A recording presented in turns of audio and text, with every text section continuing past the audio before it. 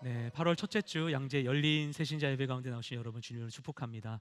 아까 처음 오신 분 계셨었는데 혹시나 오늘 처음 오신 분 용기 내서 손을 들지 못한 분들 혹시 계시거나 아니면 예배는 드렸지만 아직 공동체 활동 안 하신 분들 혹시 계실 것 같아요. 그런 분들은 예배 마치고 전도사님 말씀하셨던 것처럼 로비로 나가시면 피켓을 들고 계십니다. 그 자리로 오시면 새 가족 시간을 잘 안내를 해드리도록 하겠습니다. 오늘 너무 귀한 특선 섬겨주셨던 조준모 교수님께 우리 박수로 다시 한번 우리 좀 감사 인사를 전했으면 좋겠습니다. 네. 그리고 여러분 오시는 길에 혹시 주보 받으셨나요? 주보 받으셨으면 한번 좀 보여주시겠어요? 주보를 받으셨군요. 주보에 혹시나 모르신 분들 계실까 봐서 이제 말씀드리는데 뒷면을 보시면 그 아주 심플한 약도가 있습니다. 그래서 이 시간에 이제 오실 때 성도님들이 예배 드리러 오실 때 그 주차장이 차가 꽉 차 있어 주차 못 하시는 경우가 많다는 얘기를 계속 들어왔습니다. 그래서 그 교회 초입에 들어오는 길에 일동제약의 주차장을 교회가 쓰잖아요. 원래는 7시까지 출차를 해야 되는 상황이었기 때문에 보통 거기 주차를 못 하셨는데 9시까지 출차가 되는 것으로 바뀌었습니다. 그래서 열린 새신자 예배 오시는데 이 본관에 주차장이 꽉 차 있다 그러시면은 그 일동제약 지하 주차장에 주차하시고 오시면 편하게 주차하시고 오실 수 있습니다. 네, 이제 벌써 8월이 되었는데요. 지난 몇 주간의 이 긴 장마의 시즌이 지나고 나니까 이 찜통 같은 이 더위의 시즌이 찾아왔습니다. 이 뜨거운 햇살과 이 대기 중의 수분의 결합으로 인해서 마치 그냥 밖에 있는데도 불구하고 온실에 있는 것 같은 느낌이 들어요. 그렇죠? 온실에 있는 것 같은. 그렇게 온실 속에서 화초가 자라는 것과 같이 이 시간 동안 이 땅의 많은 것들이 그렇게 조용히 무럭무럭 자라고 있겠죠. 땅의 모든 생명이 그렇게 추수를 향해서 나아가는 이 성장의 여정을 걷는 때가 바로 우리가 마주한 이 8월입니다. 그래서 이번 달에는 열매가 자라는 시간을 주제로 말씀을 나누고자 합니다. 그래서 긴 여름 동안 이 열매가 자라나는 것과 같이 우리가 키우는 우리의 꿈과 계획도 어떻게 성장할 수 있을지 우리의 영적인 여름을 위한 말씀을 8월 동안 나누도록 하겠습니다.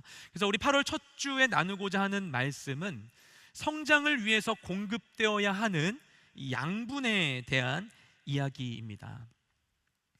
우리 속담 가운데 콩 심은 데 콩 나고 팥 심은 데 팥 난다는 말이 있죠. 그 얘기가 함의하고 있는 것은 이런 것 같아요. 모든 열매에는 그에 합당한 원인이 있다는 것이죠. 그냥 열매 맺지 않는다는 것이죠. 그래서 우리 인생에 맺히게 되는 열매도 그 원인에 따라 좌우됩니다. 그러면 선한 결실을 위해서 우리에게 필요한 것이 무엇인가? 오늘 말씀 우리 갈라디아서 말씀 같이 보겠는데요. 갈라디아서 6장 16절부터 18절까지 말씀을 함께 읽도록 하겠습니다. 시작. 내가 또 말합니다. 여러분은 성령을 따라 행하십시오. 그러면 결코 육체의 욕망을 채우려고 하지 않게 될 것입니다. 육체의 욕망은 성령을 거스르고 성령의 욕망은 육체를 거스릅니다. 이 둘은 서로 상반되기 때문에 여러분이 원하는 것들을 할 수 없게 합니다.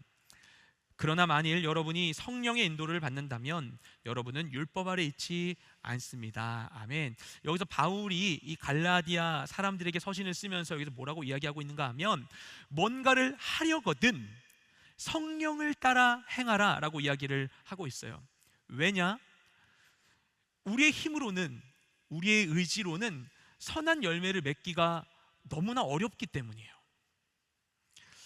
옛날에 제가 설교 쓰다가 생각해 보니까 예전에 아마도 고등학교 윤리 시간 때 배웠던 것 같아요. 그때 중세 스콜라 철학을 배우면서 주지주의, 주의주의 이런 걸 배웠었습니다. 기억나시는 분이 있을지 모르겠어요. 가물가물하실 겁니다. 주지주의, 주의주의. 뭐 이렇게 어려운 얘기 아닙니다. 주지주의는 무엇인가 하면 알아야 된다. 알아야 잘 산다. 사람들이 막 사는 이유는 못 배워서다. 이게 주지주의. 주의주의는 뭔가 알아도 하려는 의지가 없으면 못한다.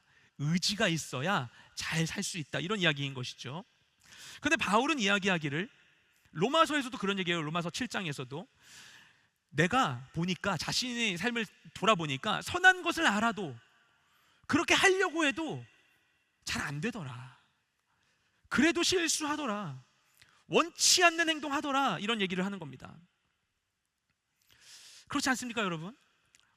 잘 살아보려고 해도 내 의지와 다른 선택을 할 때가 있습니다. 내가 해야만 하는 선택이 내가 가지고 있는 신념과 충돌할 때도 있습니다. 어떨 때는 그 사람 그렇게 안 봤는데, 전혀 그럴 것 같지 않던 사람이 잘못을 저지르는 것도 우리가 보게 되기도 합니다.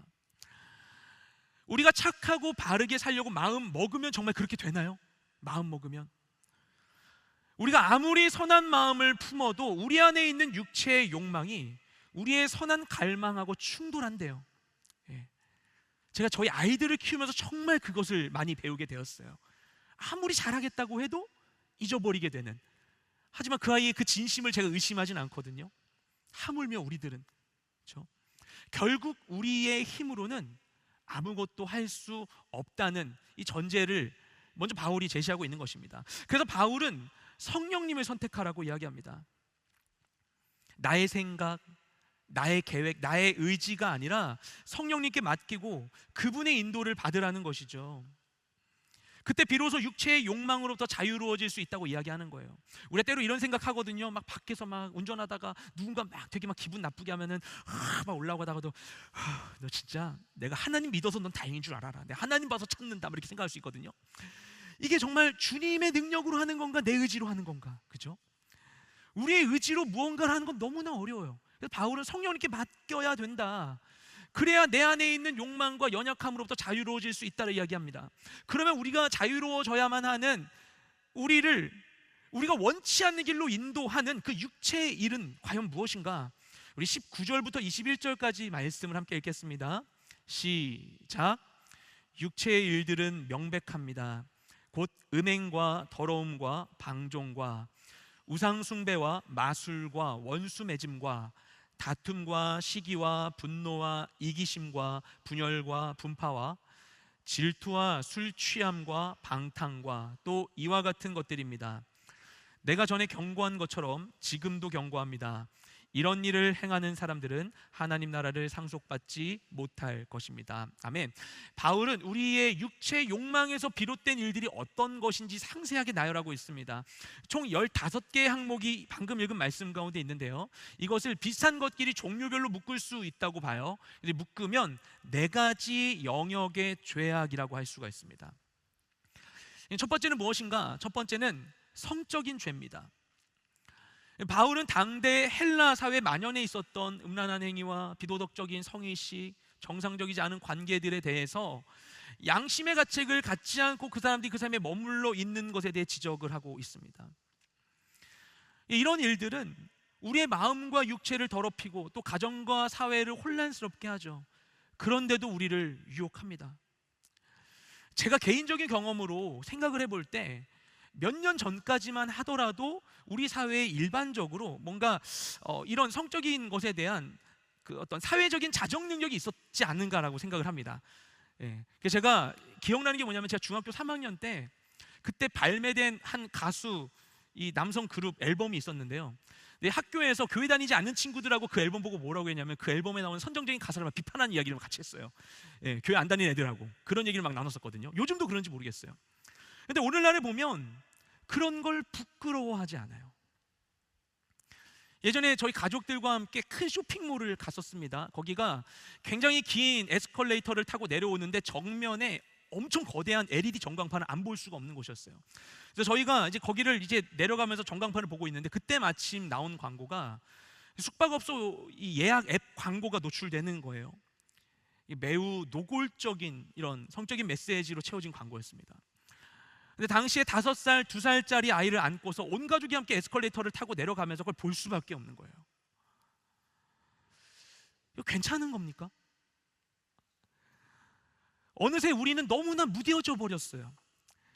그리고 이처럼 왜곡된 성문화의 확산은 건강한 가족 문화를 위협하고 있습니다. 이미 우린 그런 위험 가운데 있는 것 아닌가라는 생각도 듭니다. 우리가 선한 것을 원한다면 이런 것들에 대해서 우리가 다시 생각을 해봐야 되지 않을까요? 둘째는 종교적인 죄입니다. 이 갈라디아 지역은 어떤 지역이었는가? 이곳에 있는 이 그리스 쪽의 이 헬라 문화와 이 지역의 토속 문화와 그리고 이 지역으로 밀려 들어왔던 켈트족의 문화가 뒤섞여서 다양한 이교적인 우상 숭배가 이곳 가운데 행해지고 있었던 것으로 보고 있어요. 우리가 아까 찬양했죠. 찬양 왜 예배 때 하는가? 분명한 말씀이 성경에 있거든요. 이사야서 43장 21절 말씀 가운데 이 백성은 내가 나를 위하여 지었나니 나를 찬송하게 하려 함이니라. 우리가 예배 때 찬양하는 건 뭐냐면요, 그냥 교회 프로그램 와가지고 교회 노래 좋네 이러면서 노래 부르는 게 아니에요. 하나님께 나의 고백을 이렇게 올려드리는 거예요. 나의 마음을 다하여서. 그래서 우리가 예배 드리는 것, 이것은 하나님과의 인격적인 관계를 맺고 하나님과 함께하는 것입니다. 성령님의 인도하심 받는 것, 하나님을 인격적 존재로 내가 대하고 그분과 함께하는 거예요. 근데 그런 것처럼 우상을 숭배하고 귀신의 도움을 받는 것도 악한 영에 대한 인격적인 초대 행위입니다. 사실 이 우상 숭배와 점술은 악한 영을 나의 삶과 나의 내면에 초대하는 거예요. 악한 영에게 나에 대한 권위를 내어주는 거예요. 제가 딱 20년 전에 여름에 전역하고서 인도네시아에 계신 선교사님을 좀 찾아갔었습니다. 인도네시아 잘 알고 계시다시피 세계에서 가장 무슬림 인구가 많은 큰 이슬람 국가이지만 인도네시아 사람 대다수는요 이슬람과 함께 토속 신앙을 굉장히 많이 믿습니다. 그래서 국가적 랭킹의 무당들이 있고요, 막 그런 점 보는 걸 되게 좋아해요. 근데 제가 한 예배에 참석하고 있었는데 한국인 목사님이 집회를 인도하시는 예배였었어요. 근데 제 바로 뒤에 있었던 현지 여성이 막 쓰러지는 거예요. 이런 걸 보신 분도 계시고 아닐 수도 있겠어요. 그 소위 말하는 귀신 들림 일어난 막 상황이었어요. 막 난리가 난 거예요. 제 바로 뒤였었는데. 근데 그 집회 인도하시던 목사님이 내려오셔가지고 기도를 해주시다가 이렇게 말씀하시더라고요. 제가 기도하는데 아마도 자매님이 교회를 다니시지만 그럼에도 사람들 데리고 무당 만나고 전본 이런 걸 한 것 같다는 마음이 드는데 어떠십니까? 물어보니까 맞다고 대답을 해요. 그래서 그것에 대해서 회개하도록 돕는 거예요. 막 귀신 들리면 막 이상하거든요. 그 상태에서도 막 억지로 막 회개를 했어요. 회개를 하고 나서 고백 본인이 하고서 예수 명령이 떠나가라 하니까 귀신이 탁 나가는 거예요. 내가 초대한 악한 영이 우리에게 영향을 미칠 수 있어요. 끔찍한 것 아닙니까? 예전에 얼마 전에 많은 젊은이들에게 호러송이 인기를 끌고 있다는 이야기를 들었습니다. 가사를 봤어요. 유명 가수가 불렀는데 그 내용이 뭐냐면요, 귀신을 달래는 노래예요. 뭐 호랑이에게 물려 죽은 사람을 달래는 그런 노래. 그래서 유명 가수가 귀신을 달래는 노래를 부르고 젊은이들은 노래가 오싹하다면서 열광합니다. 대중가요뿐만 아니라 드라마, 영화, 다양한 분야에서 귀신에 대한 소재들이 대중적으로 소비되고 있어요. 너무나 잘 21세기 가운데에서도. 이것은 결코 단순한 문화활동으로 치부할 수 없는 일입니다. 문화로 세련되게 포장된 악한 영에게 나 자신을 내어주는 것이에요. 그래서 과거에 주술이 만연했던 시대나 오늘날이나 많은 문화의 변화를 겪었어도 사실은 깊은 영적인 연속성 가운데 있는 것입니다. 영적인 것을 품은 내용이 귀신에게 오싹하다는 반응을 보이고 있는데 그게 어떻게 단순한 문화활동일 수 있는 것인가? 기독교인들은 깊이 고민하고 생각해보고 주도적으로 판단할 수 있어야 하는 것이죠. 셋째는 관계적인 죄입니다. 이 본문에 열거된 죄의 이 육체 일 중에서 가장 많은 항목이 여기에 해당되고 있어요. 원수 맺음, 다툼, 시기, 분노, 이기심, 분열, 분파, 질투 이렇게 나와 있습니다. 그러니까 다른 이를 미워하고 용서치 않으며 그 적대적인 태도에 머물러 있는 것, 서로 분열하고 갈등하면서 악의적으로 무리를 이루는 것도 하나님께서 미워하시는 죄라고 이야기하고 있습니다. 이런 관계적인 죄가 언뜻 보면 큰 잘못이 아닌 것 같다고 생각될 수 있어요. 그냥 내가 당한 대로 갚아준다고 생각할 수 있어요. 그리고 우리 일상의 선택에 매우 많은 영향을 미치는 육체의 욕망이 바로 이런 관계적인 죄들입니다. 원수가 생기면요, 그 사람하고 마주치지 않으려고 노력해요. 적대적이고 공격적인 태도를 취합니다. 누군가를 시기하고 질투하면서 그 사람을 깎아내리려고 해요. 그 사람보다 더 좋은 것을 사고 더 좋은 성과를 내서 그 사람을 이기려고 합니다. 분노하고 폭력적인 행동을 저지릅니다. 나의 욕망을 위해 편을 가르고 상대방을 비난합니다. 이런 관계적인 죄에 근거한 행위들이 언뜻 보면 나의 문제에 대한 나의 주도적인 행위 같아요. 내가 그런 사람 가만두지 않을 거야. 그렇죠? 근데 실은 가만 그 행동들을 깊이 살펴보면 이건 사실은 자신의 삶에 대한 스스로의 주체성을 흔드는 일이라고 할 수 있어요. 왜냐? 하나님의 뜻을 따라서 나의 주관을 가지고 내 있는 일들을 나의 기준으로 내가 결정해서 행동하는 게 아니라 다른 이에 대한 시선과 비교, 평가에 따라서 상대적인 가치로 선택을 하다 보니 사실 진짜 나의 삶은 희미해지는 거예요. 내가 누군가에게 해를 당했다고 해서 보복하고 나면 내 안에 있는 모든 게 사라져 버립니까? 예전에 모 감독의 유명한 복수 3부작 영화가 있었죠. 그 중에서 이 사람이 복수하려고 다른 사람을 15년 동안인가요? 가둬놨었죠. 나와가지고 결국 복수한 다음에 뭐 하죠? 자결하는 장면이 나와요. 내 삶의 모든 것이 저 사람에게 복수하기 위한 것인데 끝나버리니까 내 삶에 의미가 없어지는 거예요. 나를 위한 삶인가 과연? 그래서 우리가 주님이 주신 능력으로 무엇을 할 수 있는가 하면 주님은 그 죄의 문제를 해결하셨기 때문에 우리가 주님 안에서 용서하고 사랑함으로 이 관계적인 죄의 저주를 벗어나야 하는 것입니다. 내 마음을 거기에 자꾸 몰입하게 하는 내 에너지를 착취하고 있는 그 문제로부터 우리가 벗어나야 하는 거예요. 넷째는 문화적인 죄입니다. 본문에 술 취함과 방탕이 나와 있죠.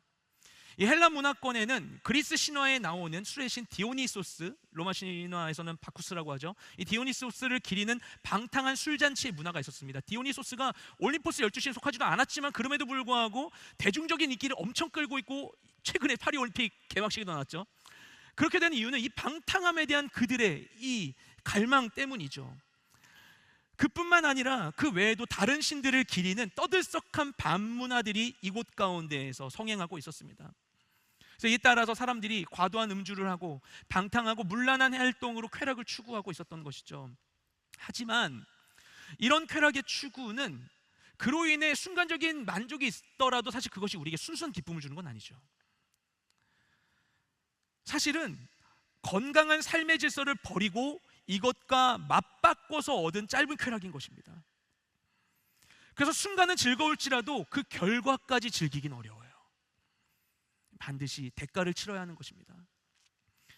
그래서 우리는 이 삶의 질서를 무너뜨리는 이 파괴적인 쾌락, 의존적이고 중독적인 거짓 기쁨을 버리고 우리를 만족시킬 건강한 기쁨을 찾아야 해요. 그리고 이것을 위해 필요한 것이 바로 건강한 공동체입니다. 이 신경학자들이 하는 얘기예요. 이 뇌의 기쁨을 관장하는 부분은 관계를 통해서 성장하게 된다는 거예요. 다양한 관계에 더욱더 우리가 노출돼야 된다는 것입니다. 건강한 관계 속에 그리스도의 사랑 안에서 서로를 존중하고 배려하는 이 성숙한 관계를 통해서 이 세상의 쾌락을 이기는 기쁨을 누리게 되시기를 소망합니다. 그래서 지금까지 나열한 이 육체의 일들이 우리의 삶에 있어서 죄의 열매를 맺는 양분이 된다고 이야기하는 거예요. 근데 우리는 이런 일들이 잘못됐다는 것을 알면서도 큰 경각심을 가지지 못할 때가 있습니다. 그래서 바울은 이런 죄악이 얼마나 위험한 것인지 설명하기 위해서 이렇게까지 이야기하고 있어요. 이런 일을 행하는 사람들은 하나님 나라를 상속받지 못할 것입니다. 방금 읽은 말씀 얘기하고 있죠. 무서운 얘기죠. 이 육체의 욕망으로부터 자유롭지 못한다면 결국에는 그 삶의 선한 결실을 이룰 수 없다는 거예요. 그러면 우리가 이런 육체의 욕심이 아닌 앞서 바울이 얘기했던 것과 같은 성령님의 인도하심을 받는 삶을 살게 될 때 우리가 맺게 되는 열매는 어떤 것일까요? 우리 함께 22절과 23절 말씀을 읽도록 하겠습니다. 시작. 그러나 성령의 열매는 사랑과 기쁨과 화평과 오래 참음과 친절과 선함과 신실함과 온유와 절제입니다. 이런 것들을 금지할 율법은 없습니다. 아멘. 성령을 따라 행할 때 얻을 수 있는 9가지 열매가 나열되고 있습니다. 사랑과 기쁨과 화평과 오래 참음과 친절과 선함과 신실함과 온유와 절제로 우리말 성경이 이렇게 번역되어 있죠. 사랑, 진정한 사랑과 기쁨, 평강, 내가 무언가를 참을 수 있는 나의 절제, 온유함, 이 선한 많은 열매들이 어떻게? 성령님의 인도하심을 받을 때 그때 맺어진다고 이야기하고 있습니다. 그러면은 그 성령님과 동행하기 원한다면 우리가 무엇을 해야 되는가? 우리 24절부터 26절까지 말씀을 함께 읽겠습니다. 시작. 그리스도 예수께 속한 사람들은 육체와 함께 그 정욕과 욕망을 십자가에 못 박았습니다. 만일 우리가 성령으로 산다면 또한 성령을 따라 행합시다. 헛된 영광을 구해 서로 노엽게 하거나 질투하지 않도록 합시다. 아멘. 바울이 이야기합니다. 그리스도인들은 육체와 정욕과 욕망을 십자가에 이미 못 박았다라고 이야기하고 있습니다. 재미있는 표현이에요. 왜냐하면 육체와 정욕과 욕망을 다 해결했다라고 이야기하고 있지 않기 때문이에요. 육체와 정욕과 욕망을 다 이겼다 이렇게 얘기하고 있지 않아요? 십자가에 못 박았다고 이야기하고 있습니다. 십자가에 못 박힌, 실제로 못 박히신 분은 예수 그리스도이시지만 교회 다니면 그렇게 많이 얘기하거든요. 예수님이 나를 대신하여 나의 죄를 위해 십자가에 못 박히셨다. 대리 행위를 한 거잖아요, 법률적으로는. 그러면 결국 그분이 실제적으로 못 박히셔도 내가 못 박힌 것과 같은 효력이 나에게 주어지게 됐던 그런 이야기를 하고 있는 것이죠. 예수님께서 십자가에 못 박히셨지만 못 박히실 때 내 안에 있는 이것들도 함께 안고 가셨다고 믿고 나의 육체와 정욕과 욕망을 그분께 맡긴다는 거예요. 내가 직접 그런 삶 살지 않게 노력한다는 얘기가 아니에요. 그분께 맡긴다는 거예요. 이 모든 것들을. 나의 생각, 나의 방식, 나의 기준, 나의 욕망을 십자가에 못 박았기 때문에 우리는 거룩한 무능력자가 되는 것입니다. 이전에는 나의 경험과 판단과 내 기준에 따라서 내가 선택하고 살아왔을 수 있어요. 남자는 못 믿어. 여자가 뭘 한다고. 그래서 그 지역 사람들하고는 상종하지도 마. 내가 그 인간하고 말을 하나 봐. 다 먹고 살자고 하는 일인데 좋은 게 좋은 거지. 이 정도쯤은 눈 감고 사는 거지. 이미 우리의 삶은 우리의 경험으로 축적된 수많은 동기와 신념 위에 구축되어 있습니다. 우리는 많은 선택의 순간 가운데 내가 해왔던 대로 선택을 하게 돼요. 이 우리 연약함입니다. 그것을 떠나기가 너무나 쉽지 않죠. 지금까지 살아왔던 선택의 관성을 따라서 익숙한 대로 해오던 대로 살아가는 것이 그게 훨씬 쉽고 편한 길이에요, 어떻게 보면. 하지만 그 삶의 패턴을 벗어나지 않는다면 우리는 또 같은 자리에서 같은 실수를 반복하고 똑같이 후회하고 똑같이 분노하고 똑같이 슬퍼할 거예요. 내가 과거에 경험했던 그 일이 결국 내 삶 가운데 다시 일어날 수밖에 없을 거예요. 주님을 믿는데, 믿어도 실제 삶의 영역 가운데 그분이 진짜 주인이 되지 못하니까 우리는 내가 주인이 된 채로 그대로 나의 행위의 열매를 먹고 살아갈 수밖에 없게 되는 것입니다. 변화를 원한다면 나의 육체를 그리스도와 함께 십자가에 못 박고 성령님의 인도하심을 따라 성령으로 살아야 한다고 바울이 권면하고 있습니다. 헛된 평가를 위해서 경쟁하고 평가하고 자랑하는 의미 없는 몸부림을 던져버려야 하는 것입니다. 유명한 이 대문호 톨스토이가 41세에 이 필생의 역작이었던 전쟁과 평화를 쓰고 그 이후에 50세가 되었을 때 안나 까레니나를 썼다고 합니다. 그리고 이제 그때 그는 당대 세계 최고의 작가로 칭송을 받게 되었어요. 세계적인 명성과 안정적인 삶을 얻었습니다. 이 저작권으로 큰 부를 얻었고 또 새로운 부를 더 창출할 수 있는 창조적인 영감도 그에게 그때 넘쳐났습니다. 그런데 그 인생 최고의 정점을 찍은 그 순간에 반대로 그는 삶의 나락으로 추락하는 인생 최악의 위기에 봉착합니다. 그리고 그 시기에 결국 그는 급기야 자살 충동에까지 시달리게 되었다고 하죠. 그를 괴롭혔던 것이 바로 무엇인가? 나의 인생에 대한 풀리지 않는 의문이었어요. 너무 많은 걸 이뤘는데 다 이루고 나니 내가 왜 사는지 모르고 여기까지 온 거예요. 그래서 무한한 공허함과 허무함에 두려워해야만 했습니다. 하지만 결국 하나님의 사랑에서 그 답을 찾고 그는 그리스도인이 되었습니다. 우리가 살아가면서 지금 당장에는 하루하루 그냥 사는 데 있어서 인생의 어떤 목적 같은 거 필요하지 않을 수 있어요. 그냥 내가 오늘 원하는 거 하고 그냥 오늘 필요한 거 하고 내가 하루하루도 살기 바쁜데 오늘 겨우겨우 근근히 버티며 견디며 살아가고 있는데 그게 뭐라고? 그게 대단해? 이런 생각할 수 있어요. 사는 이유를 고민하는 것도 너무나 한가한 소리 같고, 당장에 주어진 일을 해결하고 열심히 돈 벌고 내가 좋아하는 일을 하는 것이 훨씬 더 중요하다고 생각할 수 있습니다. 그리고 그게 열매 맺는 거 아니야? 적어도 내가 수고한 만큼에 맞는 무언가는 주어지잖아 생각할 수 있어요.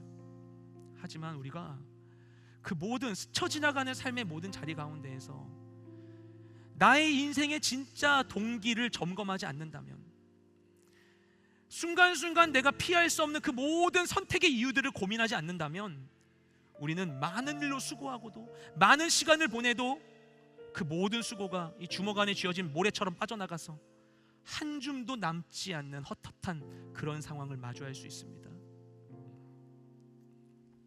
하지만 이 삶의 목적과 방향을 조율하고 건강한 양분으로 하루하루를 우리가 채워간다면, 우리의 그 모든 수고와 헌신들, 당장에는 어리석어 보일지라도 결국 그것들이 가치없이 휘발되지 않고 오롯이 우리 삶 가운데 아름다운 열매를 맺게 될 것입니다.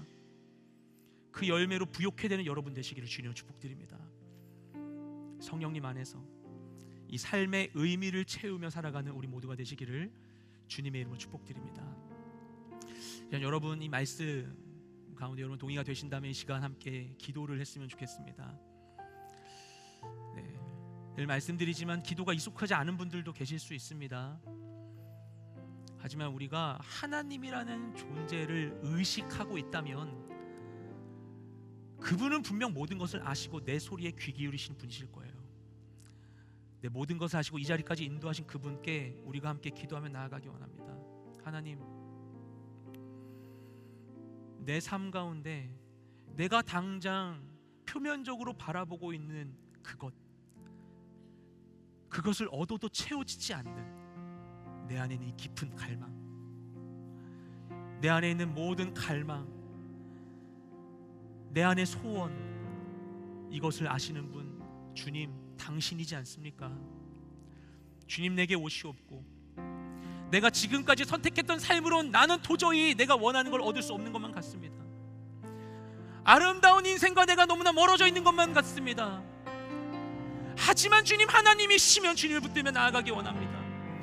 내 연약함을 아시는 주님, 내게 오시고 내 모든 삶을 당신의 계획과 지혜로 채워주셔서 당신 안에서 나로서 나의 계획으로는 계획할 수 없고 맛볼 수 없는 선하고 복된 것들을 온전히 맛보고 경험하고 누리며 살아가는 내 모든 삶이 될 수 있게 도와주시옵소서. 내 모든 삶을, 우리의 모든 삶을 하나님께 올려드리며 그분의 도우심을 구하며 우리 합심해서 주님께 우리의 마음으로, 우리 입술로 기도하며 나아가기 원합니다. 기도하시겠습니다. 주님 감사드립니다. 주님 감사드립니다. 나를 이 땅 가운데 살게 하신 주님, 내게 이 삶을 허락하신 주님, 나는 이유도 알지 못한 채 태어나 아버지 하나님, 내가 무엇을 경험해야 될지도 알지 못한 채, 오늘의 나의 갈망이 어떤 만족으로 올지도 알지 못한 채 그저 어딘가를 향해 마치 바람새를 쫓는 것과 같이 나는 걷고 또 걷습니다. 가고 또 나아갑니다. 하지만 주님, 내가 선택한 삶 가운데에서도 나는 온전히 만족할 수 없었습니다. 주님, 만족한 것처럼 아버지 하나님, 내가 나 자신을 보장하고 채우려고 해도 아버지 채울 수 없는 내 안에 있는 모든 갈망과 허전함을 주님 당신은 아십니다. 주님 오시옵소서, 임하시옵소서, 인도하여 주시옵소서. 우리의 모든 연약함들, 내 모든 욕망들, 내 모든 생각들, 내 모든 의지들 주님 당신께 올려드립니다. 예수님과 함께 십자가에 못 박기를 원합니다. 나는 할 수 없었습니다. 하지만 주님 당신은 능하시오니 주님 내게 임하여 주셔서 나로선 계획할 수 없고 알 수도 없는 하나님만이 알고 계신 그 선한 것들을 온전히 누리며 나아가는 내 삶이 되게 하여 주시옵소서. 내 삶을 채워주시옵소서. 주님 당신으로 내 삶을 채워주시옵소서. 주님, 내 모든 것을 온전하게 새롭게 하여 주시옵소서. 주님 감사드립니다. 이 자리 가운데 나를 인도하여 주심을 감사드립니다. 세상의 기준으로 내가 내 삶의 점수를 매기고 평가하고 판단하고 그저 이런 거라고 결론 짓고 살아가고 싶을 때가 있습니다, 주님. 하지만 나도 알지 못하는 내 삶의 이유와 나의 목적지와 내가 누려야 할 것들을 아시는 분은 나를 이 땅 가운데 허락해 주신 당신, 하나님 당신이신 줄 믿사오니 연약한 나에게 주님 찾아와 주시어서 내 눈을 밝혀 주시옵시고 나의 경험으론 꿈꿀 수 없는 것을 소망하게 하여 주시옵시고 그것을 위한 수고를 멈추지 않게 하여 주시옵시고 그 모든 거룩한 수고가 땅에 떨어지지 아니하며 아름다운 열매로 내 삶 가운데 맺히게 되는 것을 내가 보게 하여 주시옵소서. 내가 알 수 없는 내일로 인하여 실망하여 그저 내가 바로바로 확인할 수 있는 이 표면적인 짧은 기쁨을 얻기 위해 수고하는 것이 아니라 당장엔 보이지 않을지라도 약속의 하나님은 변치 않고 살아 계시기에 내 모든 수고를 결코 의미 없게 하지 않고 선한 결실 맺게 하실 줄 믿음으로 하루하루를 의미 있게 채워 나아가는 우리 모두가 되게 하여 주시옵소서. 그렇게 행하실 줄 믿사오며 우리의 모든 기도를 살아계신 예수님의 이름으로 기도드렸습니다. 아멘.